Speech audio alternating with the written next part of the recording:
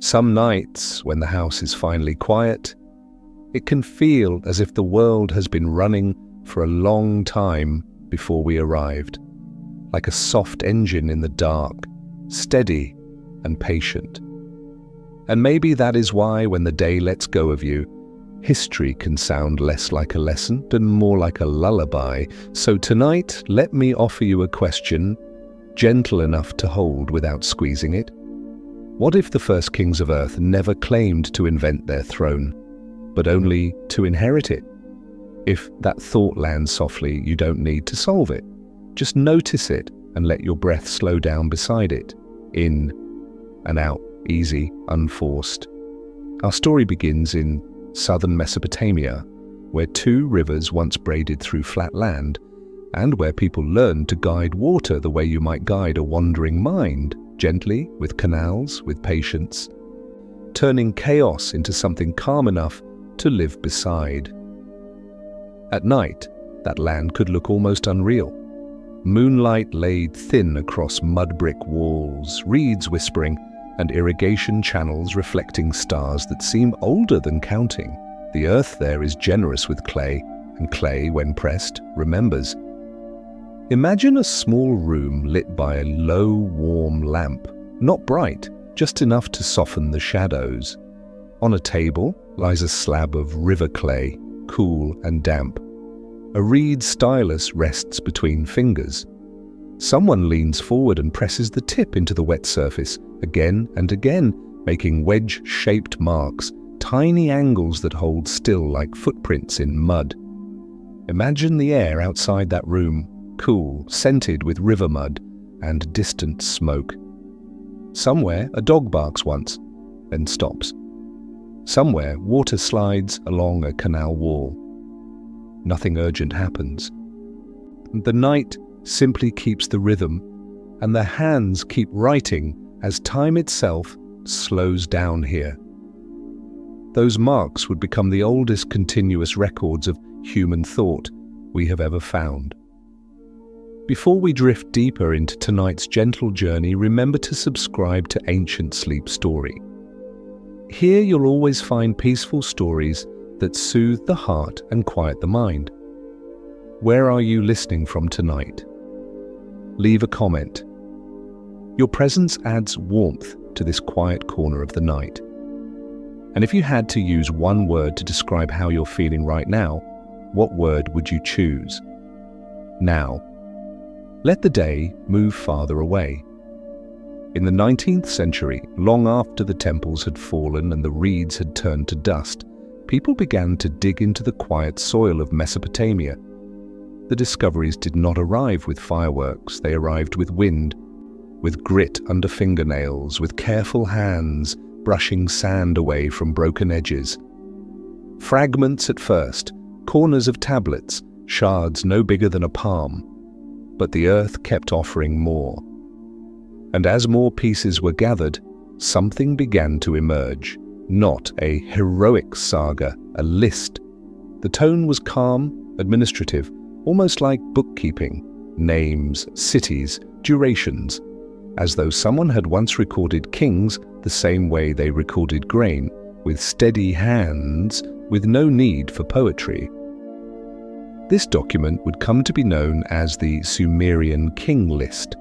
Don't picture a golden scroll. Picture clay again, firm, heavy, humble. Picture a prism small enough to cradle, its faces covered in tight columns of wedge marks. Behind the glass of a museum case, it simply sits, silent, as if it has been waiting for centuries for someone to read slowly. The King List begins with a sentence that feels like a door left slightly open. After kingship descended from heaven, kingship was in Eridu, not invented, not seized, not argued into existence, descended, as if authority itself was an office that already existed, somewhere above, somewhere earlier, lowered into the world the way night lowers itself over a city, the way quiet settles over a room. Then the list continues, still practical. It names the first cities, it names the first kings, and it gives reigns that are long, so long that your modern mind might want to sit up, to measure, to explain, to decide what to do with such numbers. But tonight, you don't have to do any of that. You can let them remain what they are in the text, a soft impossibility recorded in the same tone used for barley and cattle. And then, without drama, the list marks a line, a flood swept over, just that, as if the world turned a page. On the other side of that line, kingship appears again, and the list continues, but the reins shrink, slowly, steadily, until they begin to fit inside the shape of a human life. The names feel closer to history, the world feels nearer to ours. Later, archaeologists found clean silt in places where people had once lived, a pale layer between the old world and the new. Evidence that water had come, then gone, leaving the land to be rebuilt. And that rebuilding is where our story becomes warm. Because after the flood, when cities rose again, they did not feel like clumsy beginnings. They felt like restoration, like someone had found an old melody and remembered how it went. Which brings us to the softest possibility of all. What if the birth of civilization was not a birth? What if it was a return? In the next part, we'll walk deeper into that idea, through night air and museum halls, through the steady, almost sleepy voice of record keepers. We'll begin to notice a second kind of name inside the oldest texts, not thunderous gods, but administrators of order, figures who measured, assigned, and decreed. For now, let the image of the clay prism stay with you, cool behind glass, covered in patient marks, holding a sentence that does not demand belief, only attention, after kingship descended from heaven, and somewhere beneath the dust of an excavation, a single shard waits in the soil, while a brush is about to reveal the next piece of the story. If you're listening in the late hours, you might notice how the night organizes things. Even the smallest sounds, an air conditioner humming, a distant car, the soft shift of fabric become gentle, almost musical. Tonight, let's borrow that nighttime order and walk slowly into a place where order was once pressed into clay. Picture a museum after closing. The doors are locked, the lights are lowered. The corridors feel cooler, as if the building is finally exhaling. Somewhere, a security guard's footsteps pass, then fade. And behind glass, under a small pool of warm light, ancient tablets rest like sleeping stones. If you've ever stood in front of an artifact and felt time widen just a little, then you know the sensation I mean. Your body stays here in this century, but your attention leans forward, reaching toward hands that lived so long ago. The earliest writing in Mesopotamia did not begin as poetry. It began as care. It began as counting grain, measuring fields, tracking animals, noting deliveries, daily life made visible in marks. Those marks at first were simple, but they grew into something surprisingly precise, cuneiform, wedge-shaped writing, made by pressing a cut reed into wet clay. There is something calming about that method. No ink to spill, no page to tear. Just clay that can be shaped, smoothed, rewritten, then set aside to dry. The world outside could be loud, markets, boats, the call of birds, but here, in the small space of a scribe's work, everything could become steady again. Imagine the scribe's table. A shallow bowl of water. A lump of river clay cool under the palm. A reed stylus, its tip angled like a tiny chisel. The scribe presses once, twice, 3 times, leaving wedges that catch the lamplight. The marks look like little bird tracks across mud, and because the writing is made by pressure, not by speed, the body naturally slows. The wrist relaxes. The breath settles. If you'd like, take a breath now the way a scribe might. Quietly, patiently, as if you have all the time you need. In and out. In the oldest cities of Sumer, places like Eridu, Uruk and Ur, life depended on water. The rivers could bless or ruin, so people learned to guide them. Canals cut through the plain, levees raised, gates opened and closed.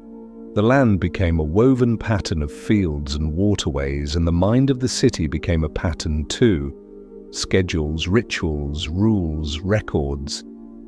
That is why the Sumerian king list feels so strangely soothing. It is not a myth told around a fire. It is a ledger of authority, a sequence, a calm insistence that the world has a shape, even when the world changes. And yet, inside that calm ledger, there is a line that glows quietly with mystery. Kingship descended from heaven. The sentence does not argue, it does not persuade, it states, it moves on. In some later Mesopotamian stories, beings called the Anunnaki appear, figures associated with divine order, judgment, and the architecture of authority. But tonight, we won't treat them like thunder. Instead, let's imagine them the way the texts sometimes suggest, as names for a principle, a way of saying that power is not only personal ambition but also structure, offices, duties, roles that outlast any single person. In other words, kingship is bigger than the king. And maybe that's part of why the line feels familiar to modern ears. We understand institutions. We understand the strange comfort of a system that continues even when individual lives change. And we also understand the fatigue of trying to reinvent everything alone. So when the king list says kingship descended, it may be offering a gentle image, authority arriving like a mantle already woven, placed on shoulders that did not make it, only carried it for a while. Now let's return to the Night Museum. Imagine leaning closer to the glass. You can't touch the tablet, but you can almost feel its surface. Tiny ridges, shallow valleys, a landscape made of words. Each wedge is a moment of contact, a proof that someone once sat and pressed and paused. If tonight's story is reminding you of a beautiful memory, maybe a library, maybe an old classroom, maybe the quiet satisfaction of neatly arranged notebooks, feel free to share it below. Memory is another kind of record, and you don't have to keep it alone. The king list moves like rainfall. Name, city, rain, name, city, rain. The repetition is hypnotic, and then gently it reaches the boundary, the flood. A flood swept over, no screams in the line, no descriptions of terror, just a clean division, like a seam in fabric. Before, after. Archaeology, in its patient way, has found signs of watery interruption in some places, layers of silt, changes in settlement, the sense that a chapter ended. Whether those layers match every story is not the point tonight. Tonight, the point is how humans process change. We place it in a record, we draw a line, we keep going. After the flood, the list resumes, but the world feels closer. Rains shorten. Cities shift. The tone remains calm, as if to say, even if everything is washed clean, we begin again with the same tools, water, clay, and memory. And here is the softest tension of our journey, not a conflict, but a curiosity. Why does the after feel so ready? Why does writing, law, astronomy, and ritual appear with such confidence, as if someone is restoring a familiar pattern rather than inventing from scratch? Hold that thought the way you might hold a smooth stone in your hand. Because in the next part, we'll step out of the museum and back into the landscape itself, into canals that shine under moonlight, into temple shadows, into the quiet lives of scribes who copied older tablets, and older tablets, and older tablets still, until the act of copying begins to feel like inheritance made visible tonight. Now we leave the museum's cool corridor and step back into the open air of the ancient plain. It is night again because night is the most patient time to listen. The sky is wide and dark, and the stars look as if they have always been there, watching the rivers change their minds. A canal cut long ago carries the river's gift across flat land. Along its edges, reeds bend and straighten, as if practicing calm. If you imagine walking here, your footsteps would be soft, the soil would be cool where the day's heat has finally released. Far away, a low light glows from a temple precinct, warm, steady, not calling you, only existing. The city does not roar at this hour, it rests. Mesopotamian cities were built from mud brick, which means they were built from the same earth they stood on.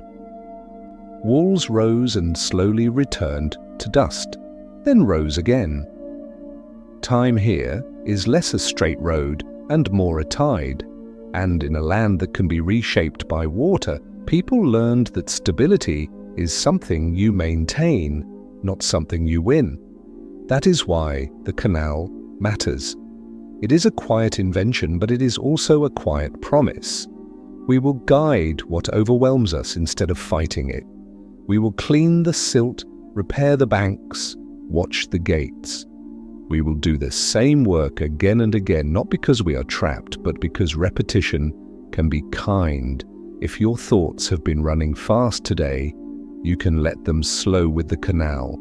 Picture water slipping forward, never hurrying, never stopping. In and out. Easy. Near the canal, imagine a small room with an open doorway.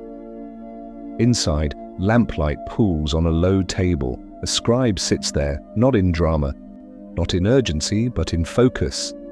The tools are simple: a reed stylus, a bowl of water, clay smoothed into a tablet. We often think of writing as a spark, but in Sumer it was also a routine. A craft learned the way you learn any craft, by watching, by copying, by doing the same motion until it becomes a second breath. The scribe presses a wedge, then another. The sound is faint, like a fingertip tapping wood. The clay accepts each mark without complaint.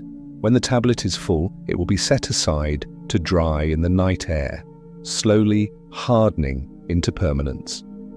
Some tablets held transactions, grain measured, animals counted, deliveries noted. Some held hymns, some taught young students, lists of words, signs and cities, and some held the names of kings. The king list in this imagined room is not a prophecy. It is paperwork with a halo, administration touched by myth, and myth structured like administration.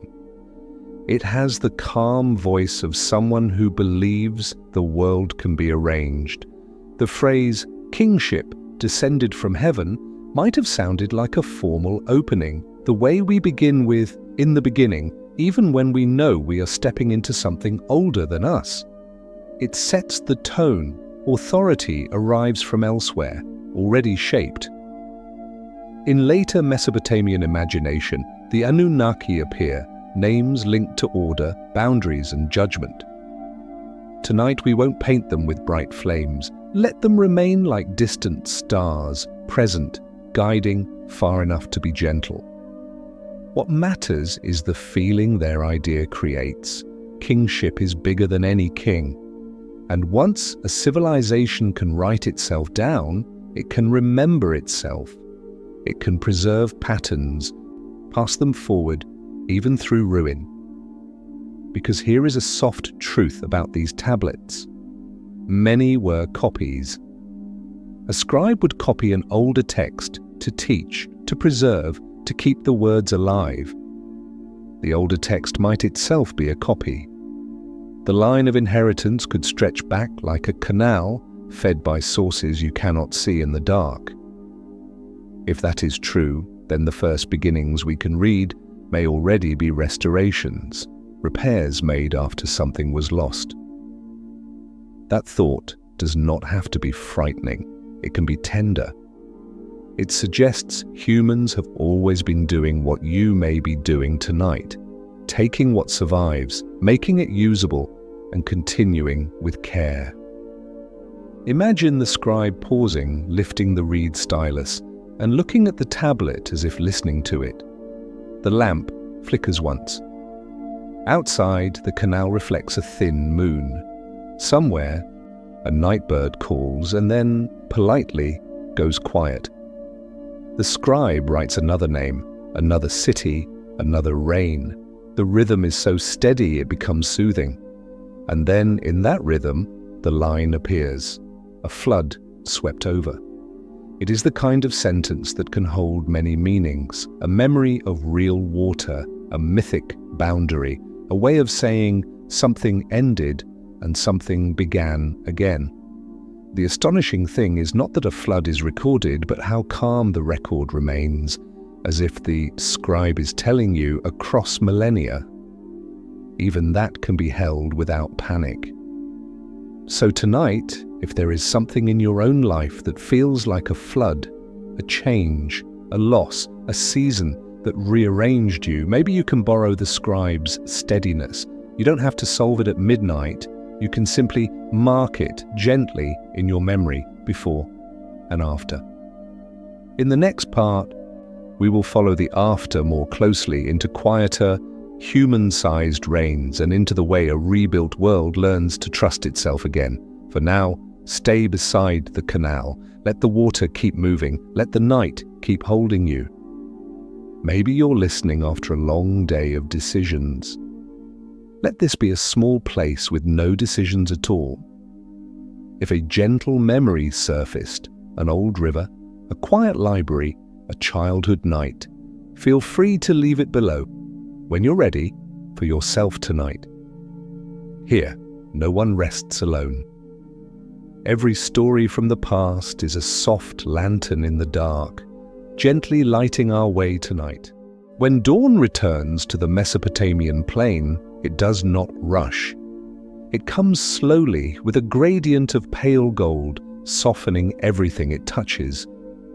The canal mirrors the first light like silk, and in that reflection it's almost impossible to tell which is the sky and which is the water. In that same gentle light, somewhere thousands of years ago, people began rebuilding. They did not think of themselves as pioneers or revolutionaries. They were simply continuing. After the flood, says the Sumerian king list, kingship descended again. The line of order was not broken, it was rethreaded. And maybe that's why the earliest known cities after the flood do not look like experiments, but like memories restored.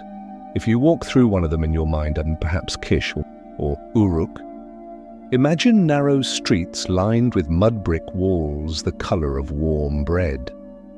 Imagine the smell of baked clay and the way early sunlight glows off the surface of a ziggurat, stacked like steps toward the horizon.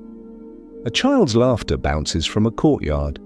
Somewhere, an old man hums while polishing a copper vessel. The air smells faintly of wet reed and crushed dates. Civilization did not start with noise. It started with routine, with hands repeating what older hands once did, rebuilding canals, recarving boundary stones, rewriting names. In quiet, the world becomes possible again. If you take a deep breath now, let it move the same way that morning wind moves through palm leaves, barely. Let the breath remind you that beginnings don't need to arrive with fireworks. They can return as softly as light. In this gentle reawakening of cities, the scribes resumed their work. They copied the older tablets, those that had survived, pressing the same signs again, sometimes not understanding all the words, but preserving their shape. To copy was not to imitate, but to care. Sometimes I wonder, did they feel even faintly that they were restoring something sacred? Not a religion, but a rhythm, the way water remembers its channel, even after a flood. Maybe that is what the king list captures, a memory of order returning. It begins again. After the flood swept over, kingship was lowered from heaven. to Kish. Those words could sound like mythology to modern ears, but perhaps they are something simpler, a description of life resuming its pattern. A leader chosen, a calendar re-established, the harvest cycle set in motion. Even after destruction, the structure of life returns because people need it. And the list continues with calm precision. No drama, no exaggeration, just continuity. That is why it feels strangely human, even across 5,000 years, this quiet belief that life can be maintained through remembering. Archaeologists later found evidence that supports the mood more than the words, layers of rebuilding, of settlements resting upon older ruins, a temple built over another temple, the new foundations tracing the same outlines as the old. You can almost see the devotion in that repetition, a civilization copying itself by heart. In many of these layers, signs of irrigation reappear. The same systems, refined but not reinvented. Waterways cleaned and redirected, feeding the same fertile crescent where barley would sway in evening wind. In the hush of morning, the farmers must have seen the fields shimmer, the earth damp and generous again. They must have known, quietly, gratefully, that the world was continuing. If you are still awake, listen to the sound of your own breath for a moment. That too is continuity. That too is civilization, on a smaller, more personal scale. Later stories would remember divine architects, beings like the Anunnaki, not as monsters, but as designers of order, guardians of balance. They were said to have measured, assigned, decreed. Words that sound like paperwork, but carry reverence. Perhaps they were metaphors for memory itself, the unseen hands that reintroduce pattern after chaos. Tonight, we let that image rest gently. Not as mythology to be proven, but as poetry that once helped people understand the rhythm of rebuilding. To the ancients, perhaps the Anunnaki were less rulers than custodians, the first record keepers, the divine scribes who made sure no story was entirely lost. They did not create kingship, they restored it. They did not demand worship, they maintained order. And in that sense, they are like every person who has ever repaired something broken without asking for recognition. Like every listener tonight who has rebuilt a part of their own life, quietly, patiently, and continued. There is a line in an old Sumerian proverb. The one who restores a thing already made, he too is a creator. If you close your eyes, maybe that sentence will feel like warmth. You don't have to keep inventing yourself. You can also rebuild, and that rebuilding is just as sacred. Think of all the times you have returned to peace after a long day, or come back to yourself after noise. That is your own small restoration. Tonight, the story of Mesopotamia whispers the same reassurance. You are not required to begin everything from zero. The world continues because people restore what is worth keeping. Before we move forward, take one small breath with the rhythm of the rivers. Inhale as the Tigris fills, exhale as the Euphrates releases. There is no need to rush to understanding. History will wait. The flood has passed, the ground is firm again, and tomorrow, like the people of Kish, you too may wake to rebuild in calm, guided by what your memory already knows how to do. Continue. In the next part, we will follow the trail of that restored order, how cities learned to remember, how writing turned into wisdom, and how memory itself became the bridge between heaven and earth, not through miracles, but through care. Until then, let the night return to silence. Let the floodwaters in your mind recede, leaving soft soil behind. And in that soil, imagine something gentle beginning to grow again. There is a kind of quiet that belongs only to places where learning is kept. Not the bright quiet of a classroom at noon, but the softened quiet of a room where many hands have done the same careful work for many years. The air feels slightly cooler there, dust hangs in slow light, and every object seems to know its place. In ancient Sumer, such rooms existed beside temples and administrative buildings, spaces where clay was stored, where reeds were cut and shaped, where tablets were stacked in orderly piles like small bricks of memory. Later ages would call them archives, but in the moment, they were simply the city's mind made visible. Imagine walking into one at dusk. Outside, the streets are turning blue with evening. A potter is closing his shop. A donkey's bell fades into distance. Somewhere, water keeps moving through the canal system, patient as always. Inside this room, a lamp has been lit. Its flame is small, but it makes the clay surfaces glow, as if each tablet holds a little warmth. You see them everywhere, tablets drying on shelves, tablets wrapped in reed mats, tablets marked with seals, tablets waiting to be copied. Some are large and flat, meant for lists and accounts. Some are small enough to fit in a pocket. Some are shaped like prisms, their faces covered in columns of names. And then you notice the people, not priests with raised voices, not warriors with shining weapons, just scribes, men and women trained to sit still, to pay attention, to press meaning into soft clay with the same steady rhythm you might use to calm your own thoughts. In certain schools, students learned by copying. They copied signs first, then words, then long lists, cities, professions, animals, plants, stars. The repetition was not punishment, it was method.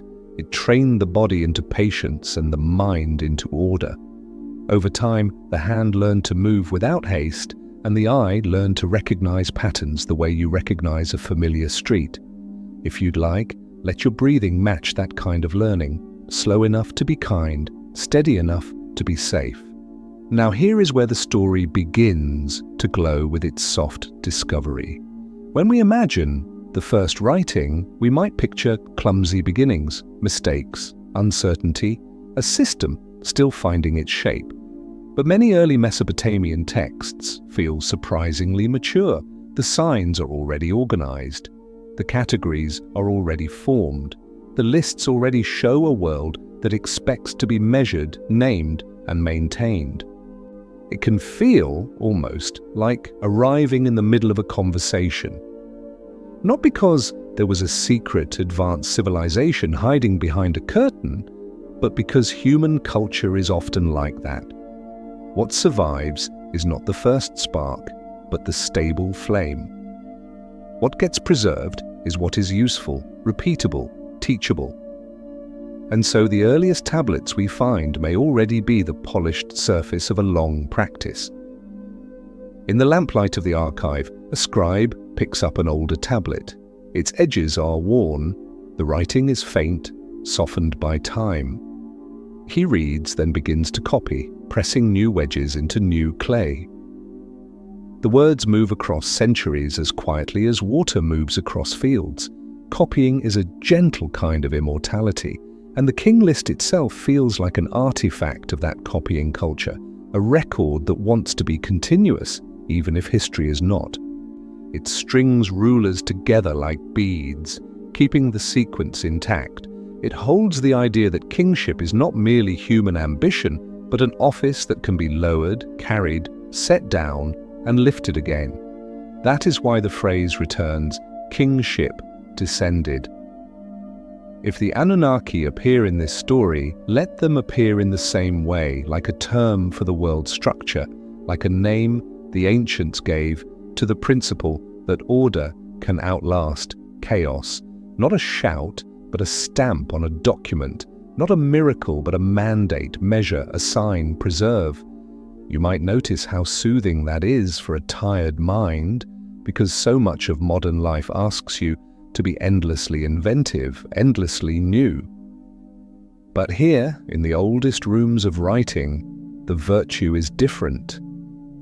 The virtue is maintenance. The virtue is keeping the canal clear, keeping the calendar accurate, keeping the record legible, keeping the world from unraveling. If tonight's story is brushing against something in you, some longing for simpler rhythms, take a moment and answer softly, just for yourself.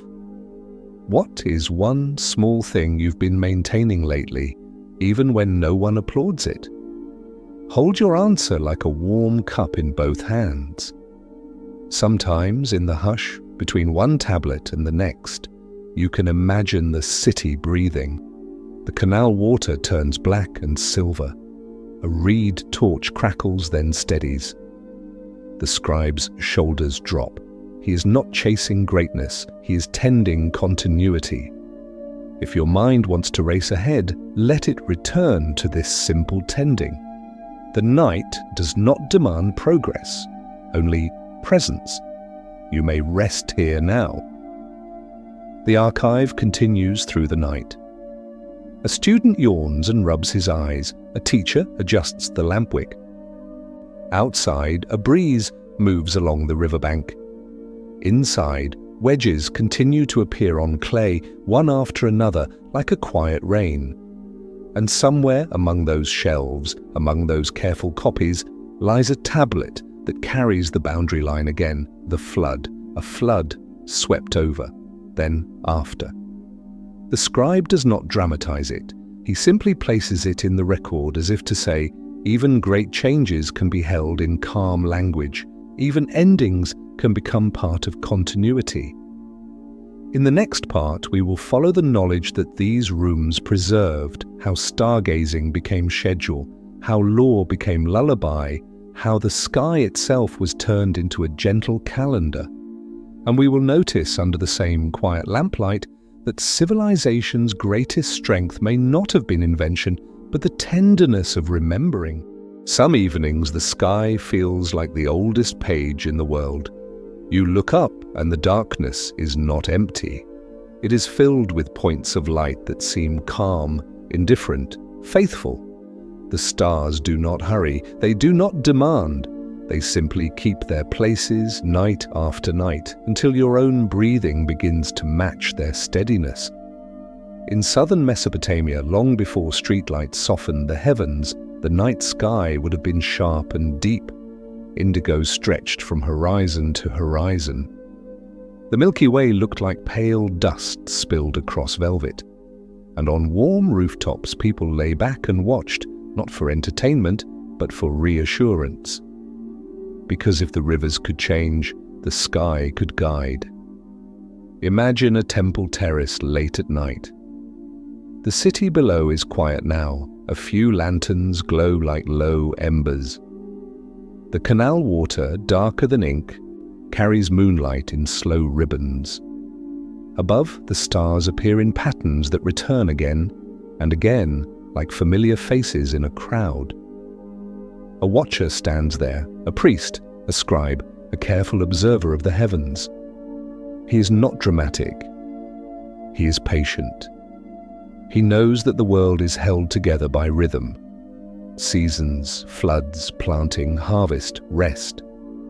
And the sky, in its calm repetition, becomes a kind of clock without hands. From observations like these, the people of Mesopotamia shaped one of their gentlest inventions, a calendar. Not only dates, but a way to soften uncertainty. If you can name the month, you can plan the grain.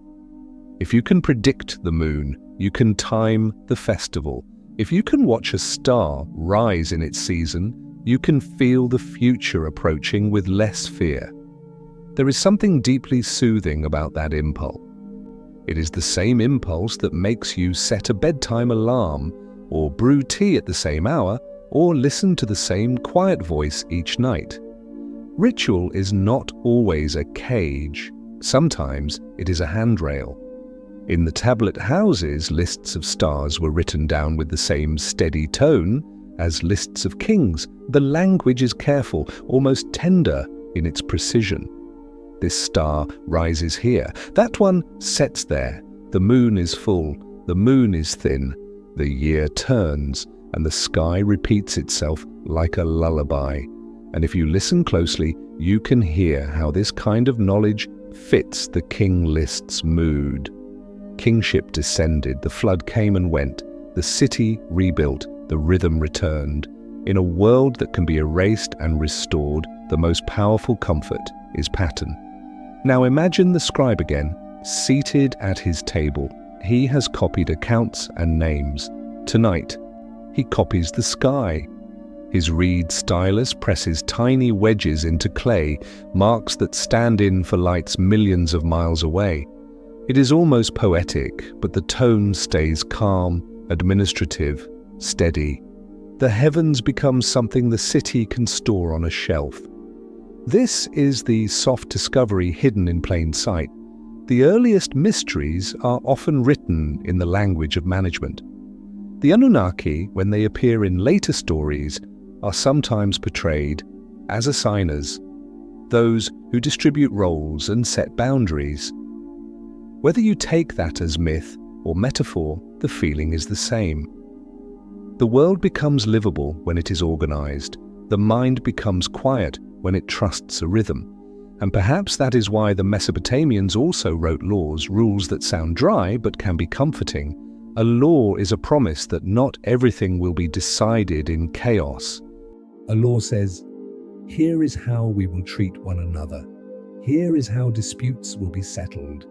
Here is how the vulnerable will be seen. Even when the world outside feels uncertain, a shared rule can be a candle on a table.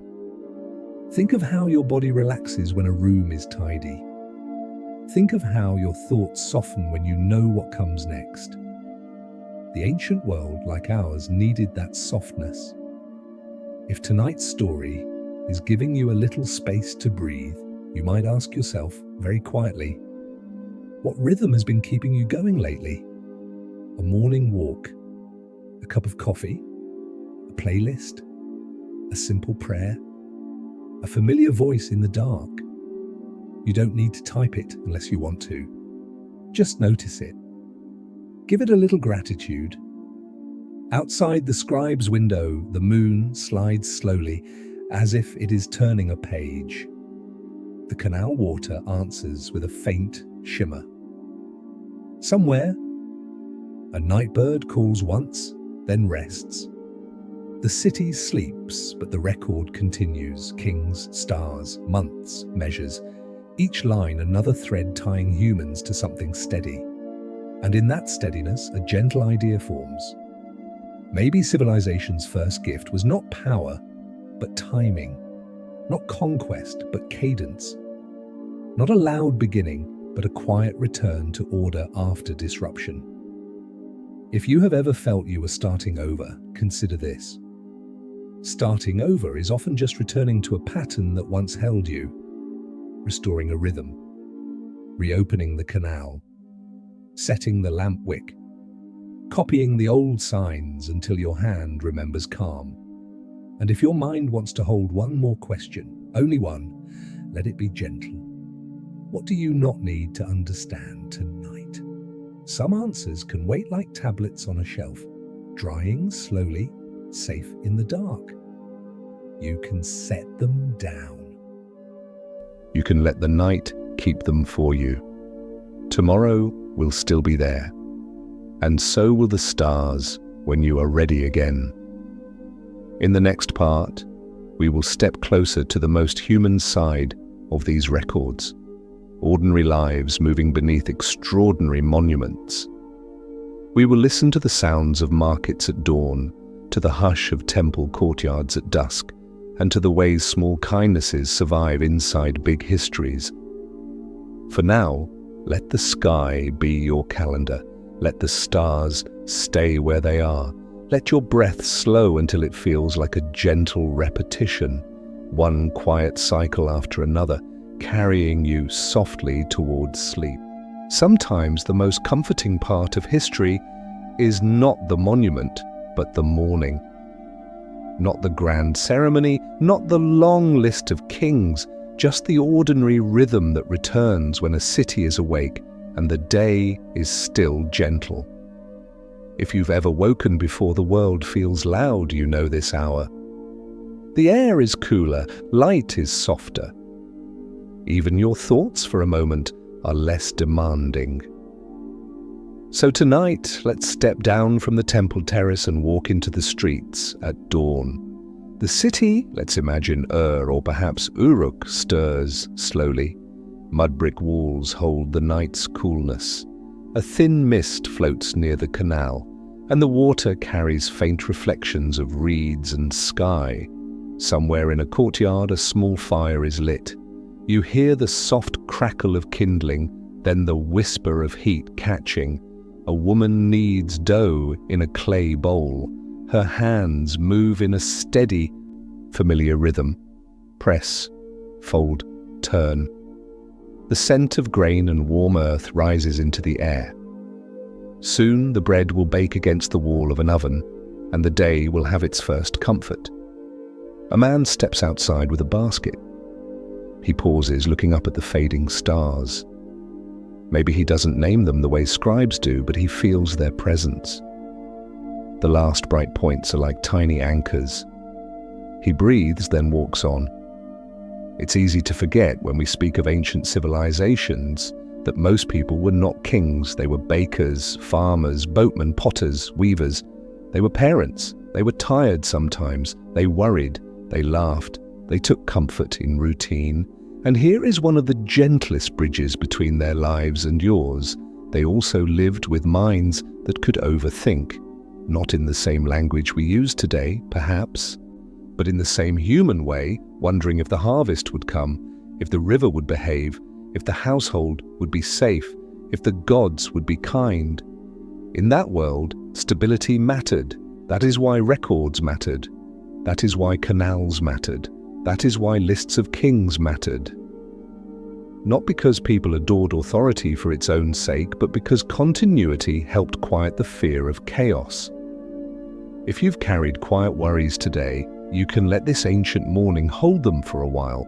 You don't need to fix anything right now. You can simply rest inside the image of a city waking gently, one small task at a time.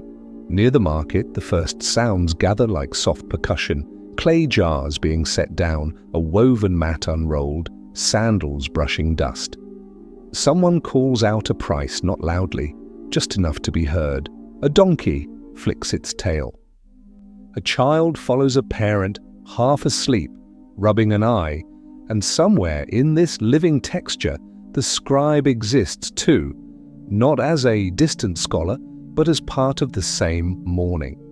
The scribe's work may seem abstract, but it touches everything. He writes down shipments of barley, he records the distribution of bread, he notes the work assignments for canal maintenance, he keeps the city's pulse in inkless marks.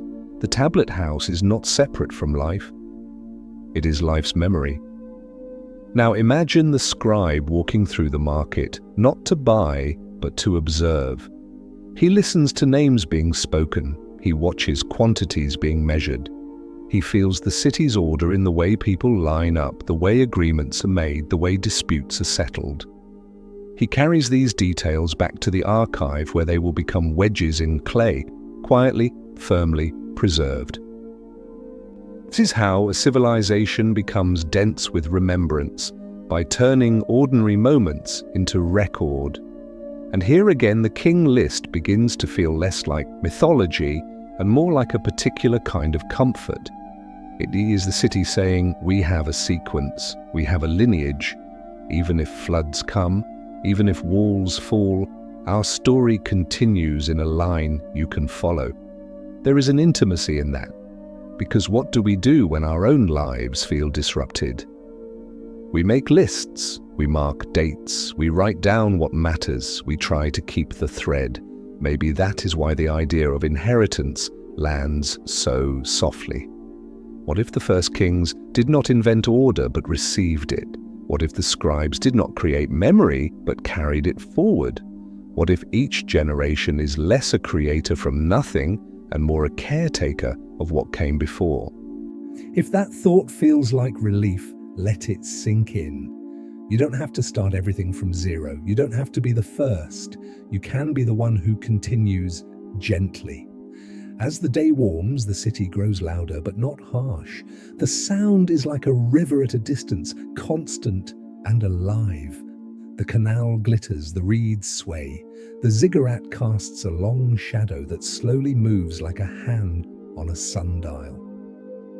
Inside one home, an older person sits with a child and tells a story, perhaps a myth, perhaps a family memory, perhaps simply a lesson about planting. The child listens, eyes wide, then drowsy. The voice is steady and calm. The story is a kind of night, even in daylight, a place where time softens. And now, as we move toward the next part, we will follow one more gentle thread, the feeling that behind these routines, behind bread and reed and quiet lives, there was also a sense of guardianship, a belief that someone or something kept the patterns safe. In mythic language, those might be the Anunnaki. In human language, it might be the scribes themselves, the canal workers, the parents, the quiet maintainers of order. Either way, the message is the same. A world can be held together by care. If this story brought you calm, leave a gentle comment for yourself. Something small and kind, like a note left on your own pillow. And if tonight's story reminded you of a beautiful memory, feel free to share it below whenever you're ready. In the next part, we'll step closer to the soft twist, the idea that what we call beginnings might be restorations, and that this is not a scary thought, but a tender one, proof that even after loss, beauty can return in familiar shapes. There is a moment in every slow journey when you stop looking at the road and begin to notice the pattern beneath it. The air changes, the light shifts, and something that used to feel mysterious starts to feel quietly familiar, as if it has been waiting for you to arrive at a softer pace.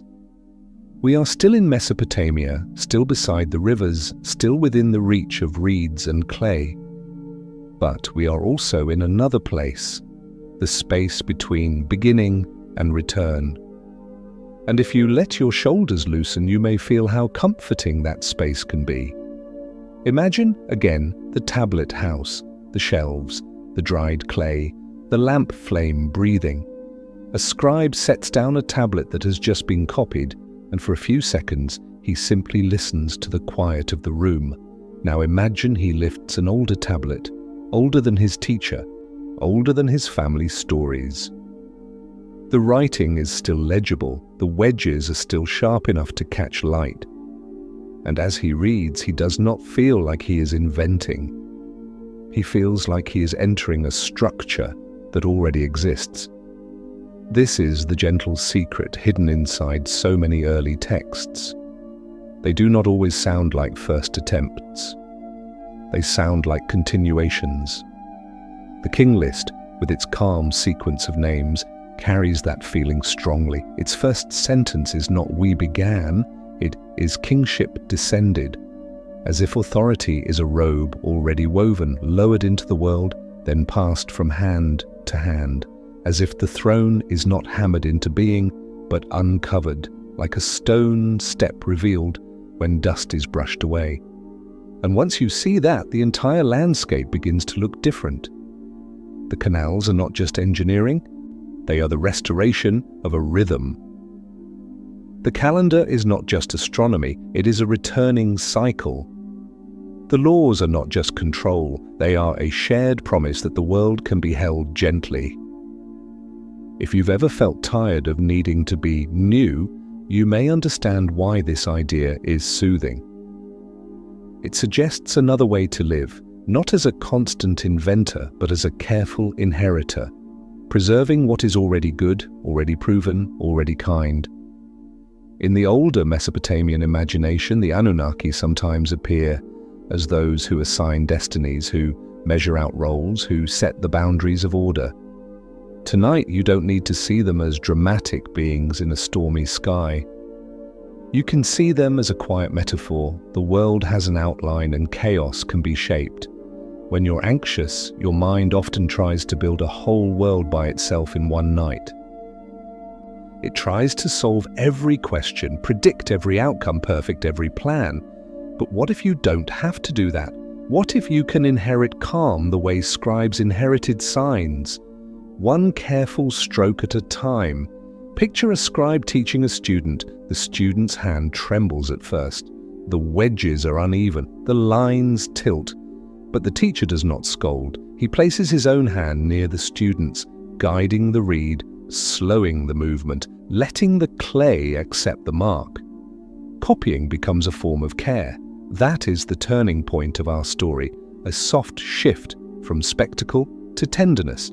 Civilization, at its deepest, may not be a sudden blaze of genius. It may be 1,000 quiet replications, a canal cleaned each season, a law repeated until it becomes habit, a star observed until it becomes a calendar, a story told until it becomes a home. And if there was a flood, whether in water or in memory, then the most heroic act may not have been surviving it. The most heroic act may have been rebuilding without bitterness, rewriting without despair, continuing. Look again at the king list's dividing line. Before the flood, reigns impossibly long, as if time itself is stretched. After the flood, reigns shrink toward the human scale, as if the world is learning how to live with limits. That transition can be read as myth, but it can also be read as wisdom. When life is fragile, meaning becomes more precious, and routine becomes more sacred. If you are listening tonight with a tired heart, take comfort in this. You are allowed to live at human scale. You are allowed to be finite. You are allowed to rest. And here, softly, we arrive at the twist that does not startle, but opens. What if the earliest written memories are already second memories? What if the first kings were already inheriting?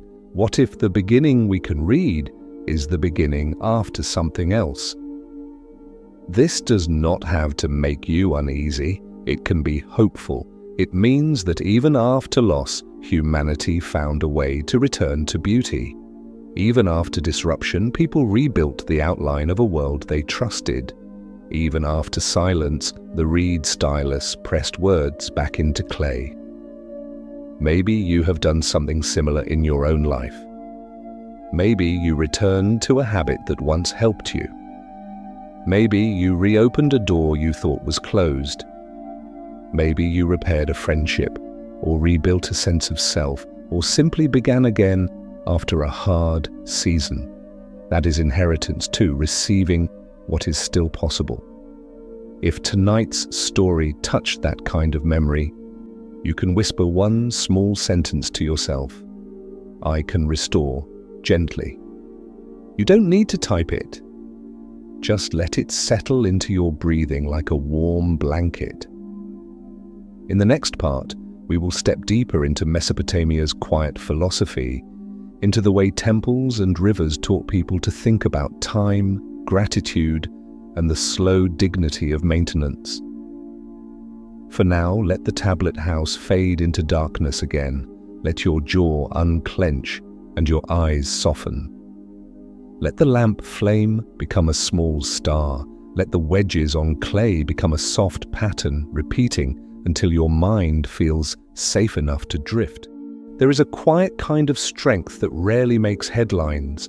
It doesn't arrive with banners or speeches. It doesn't demand to be seen. It simply returns day after day to the same small tasks, cleaning, repairing, smoothing, arranging, until life becomes gentle enough to live inside again. If you listen closely, that is the sound of Mesopotamia, not the sound of conquest, but the sound of water being guided, the sound of clay being pressed, the sound of grain being measured with calm hands, the sound of a city choosing again and again to hold itself together. Tonight, let's drift into that softness. Imagine evening on the riverbank. The sun has lowered, leaving a wash of amber behind the palm silhouettes. The canal water darkens to deep blue, carrying floating reflections like drifting lanterns. A breeze, slides through reeds and makes them whisper. Somewhere behind you, a courtyard lamp is lit, and the first moths begin to circle its warmth. In this hour, the world feels less like a problem and more like a rhythm. A worker walks along the canal edge with a tool, a shovel, a basket, hands that know what to do. He lifts silt from the channel and sets it aside. He checks the bank for weak places. He pats down the earth, firm but not harsh, like tucking in a blanket. And yet this work is what keeps barley alive, keeps bread possible, keeps the city from thirsting. Maintenance is not glamorous, but it is a form of love. Inside the temple precinct, another kind of maintenance is happening. Not only rituals, but schedules, offerings accounted for, lamps refilled, doors checked. The city's sacred spaces are kept steady the way you might keep your own inner space steady through repetition, not force. And in the tablet house, maintenance becomes memory. A scribe sits with shoulders relaxed, copying an older text. He is not trying to outshine the past. He is simply keeping it legible. Each wedge he presses is like a small promise. This will not be lost. This will not fade completely. Even if the roof falls, even if floods come, even if empires change, these marks will remain. Quiet, patient, waiting. When we speak about civilization, we often picture inventions. But perhaps the truer miracle is preservation. The decision to keep what works, to repair what breaks, to carry the good forward without demanding it be new. If you are listening tonight after a day that asked too much of you, consider how healing that idea can be. You don't have to innovate your way out of exhaustion. You can maintain your way back to peace. Think of the smallest things you do that keep your life together. Washing a cup, answering a message, folding a blanket, paying a bill, watering a plant, showing up for someone, showing up for yourself. These are your canals. These are your tablets. These are your quiet systems of survival. And when you do them, you are not behind. You are building steadiness. Mesopotamia understood this. The rivers were powerful, and that power could not be defeated. It could only be shaped. So the culture learned to respect limits, embankments, schedules, seasons, the human scale of work. After the great dividing line of the flood in the king list, rains became shorter, more human. The world, in a way, learned to breathe with its own finitude. Sometimes we try to live as if we can be endless, endlessly productive, endlessly available, endlessly strong. But the night does not ask that of you. The night asks only that you soften, that you return to your body, that you accept the simple truth that you are allowed to be human. So let's return for a moment to the image of the scribe. He dips his fingers in water, smooths the clay, and begins. Press, pause, press, pause. The rhythm is almost like a heartbeat. The lamp flame leans, then straightens. Outside, the canal keeps moving. Somewhere far away, an owl calls once, and then the city becomes quiet again. In that quiet, the phrase kingship descended from heaven feels less like a mystery to solve and more like a comfort to hold. It suggests that order can arrive without you forcing it. That structure can be received, that you are not responsible for creating the whole world tonight. And if the Anunnaki appear in your imagination, let them be gentle, distant, administrative stars, not judges, not threats, just symbols of the idea that roles exist, boundaries exist, and the world can be organized enough for people to rest. Because rest is the real treasure we are moving toward. Here, no one rests alone. Every listener is a companion in the dark, each of us breathing in separate rooms yet sharing the same story. If you want to, you can leave a soft comment for yourself. Something like, "I made it through today," or "I'm allowed to rest," Not because you have to, but because kindness is also a kind of record. Now imagine the city late at night again. Lamps have dimmed, courtyards have gone still. The ziggurat stands like a shadowed mountain, and the sky is wide above it. The rivers keep their low song, and inside one small room, a tablet dries on a shelf, cooling and hardening. Its wedges hold steady, as if sleep itself has been pressed into clay. In the next part, with the last part of tonight's journey, we will let the story settle fully. We will return to the museum case, to the quiet sentence on clay, and to the idea that mysteries can rest without answers. We will close the loop gently, the way a canal returns water to the field, the way breath returns you to calm. For now, soften your forehead, unclench your jaw, let your shoulders drop. You do not have to carry the day any longer. Like a finished tablet, you can simply rest, drying slowly, safely, in the dark tonight. Now we come to the place where the story does not end with a loud conclusion, but with a soft settling, like dust drifting down through lamplight until it finally finds a surface and becomes still. If you've stayed with me this far, you might already feel the change in your body, the weight of the day a little lighter, the edges of your thoughts less sharp, the mind no longer gripping so tightly. That is not because we solved anything, it's because we slowed down long enough for the nervous system to remember what calm feels like. So let's return, gently, to where we began. Imagine the museum again, after hours. The doors are closed, the building is cool and quiet. The lights are low, arranged not to impress, but to preserve.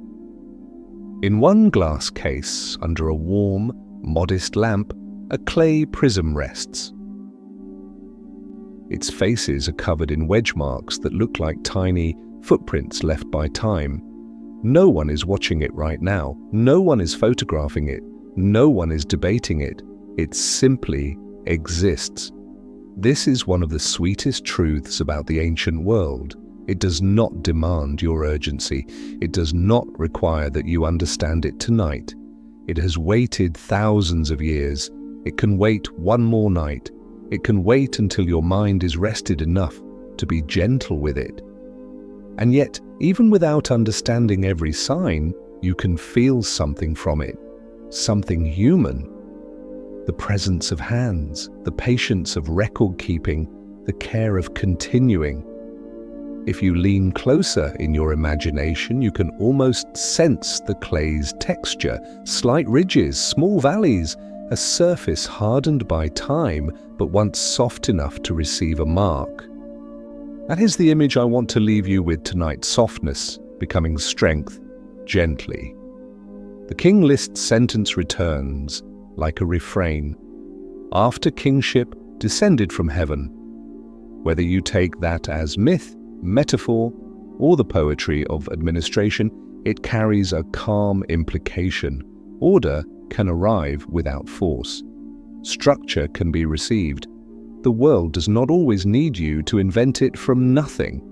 And the line of the flood remains too, quiet, clean, undeniable in its simplicity. A flood swept over, before, after. We did not linger in terror. We did not magnify fear.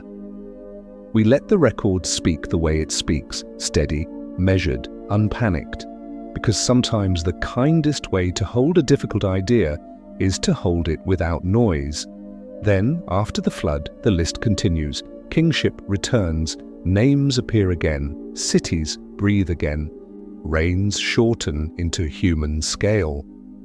Life becomes the kind of life that looks a little like yours. Mornings with bread, evenings with lamplight, tired bodies, small rituals, calendars of stars. And that is the soft discovery we carried through our whole journey. What if the beginning we can read was already a restoration? Not a frightening thought, a hopeful one. It means that even when something ends, something can continue. Even when a world is interrupted, a world can be remade. Even when the mind feels flooded by stress, by worry, by too many thoughts, there is still a way back. Not through dramatic change, but through gentle maintenance. Clearing the canal, refilling the lamp, copying the old signs of calm. So tonight, let's bring that back to you, softly, the way a warm blanket is tucked around the shoulders. If you are a person who has been carrying a lot, you don't have to carry it perfectly. If you have been overthinking, you don't have to finish every thought. If your life feels like it has required constant invention, you are allowed to restore instead. You are allowed to return to what already helps you, a familiar bedtime ritual, a small habit that steadies you, a quiet room, a slow breath. Take one now if you can, not a deep, effortful breath, just a natural one, in and out. And as you exhale, imagine setting down a small bundle beside the museum case, your bundle of "I must figure everything out." Let it stay there for the night. The clay prism will keep watch. It has held mysteries longer than any of us. It can hold yours too. If tonight's story reminded you of a beautiful memory, feel free to share it below. And if you had to choose one word to describe how you feel right now, what word would you choose? If this story brought you calm, leave a gentle comment for yourself. A small line of kindness, a tiny wedge pressed into the soft clay of your night. And don't forget to subscribe for more peaceful nighttime journeys. Here at Ancient Sleep Story, we'll keep meeting the past the way you might meet a quiet river, slowly, warmly, without fear, until your mind learns again how to rest. Now let the museum lights dim even further. Let the corridors cool. Let the building become a kind of shelter. The clay prism remains, the wedges remain, the past remains patiently, and you tonight becomes something quietly beautiful, a keeper, not of empires, not of thrones, but of your own peace. Let your eyes grow heavy, let your jaw soften. Let your shoulders drop. The day is done. The record can wait. Some mysteries do not need answers before sleep. They only need gentleness. And in that gentleness, you can drift.